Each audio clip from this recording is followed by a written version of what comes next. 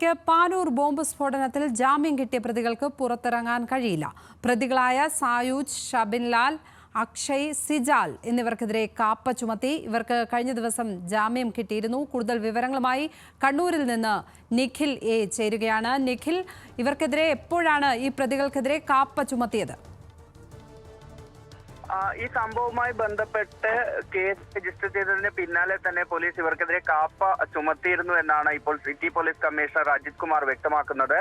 ഏതായാലും ഈ കാപ്പ ചുമത്തിയിരിക്കുന്ന സാഹചര്യത്തിൽ ഈ 4 പ്രതികൾക്കും ജാമ്യം ലഭിച്ചെങ്കിൽ പോലും പുറത്തിറങ്ങാനാവില്ല. കുറ്റപത്രം സമർപ്പിക്കുന്നത് വൈകിയതിനെ തുടർന്നാണ് ഈ പാനൂർ ബോംബ് സ്ഫോടന കേസിലെ പ്രതികൾക്ക് ജാമ്യം ലഭിക്കുന്ന ഒരു സാഹചര്യം ഉണ്ടായത്.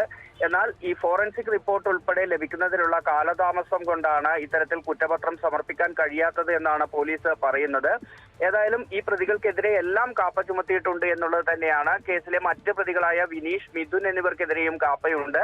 ഇവർക്ക് രണ്ടുപേർക്കും നിലവിൽ ജാമ്യം ലഭിച്ചിട്ടില്ല. രണ്ടുപേരും ജയിലിൽ തുടരുകയാണ്. ഇനി ജാമ്യം ലഭിക്കുന്ന സാഹചര്യം ഉണ്ടായാൽ പോലും ഇവർക്ക് കാപ്പ 15 വകുപ്പ് പ്രകാരം ജില്ലയിൽ പ്രവേശിക്കാനാവില്ല എന്നുള്ളതാണ് കമ്മീഷണർ വ്യക്തമാക്കുന്നത്.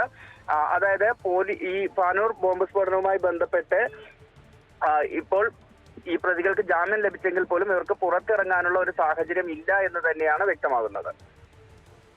പാനൂർ സ്ഫോടന കേസ് പ്രതികൾക്ക് മേൽ കാപ്പ ചുമത്തിയിട്ടുള്ളതിനാൽ അവർക്ക് ജാമ്യം കിട്ടിയെങ്കിലും പുറത്തിറങ്ങാൻ കഴിയില്ല എന്നാണ് നിഖിൽ എ റിപ്പോർട്ട് ചെയ്യുന്നത് കണ്ണൂരിൽ നിന്ന്.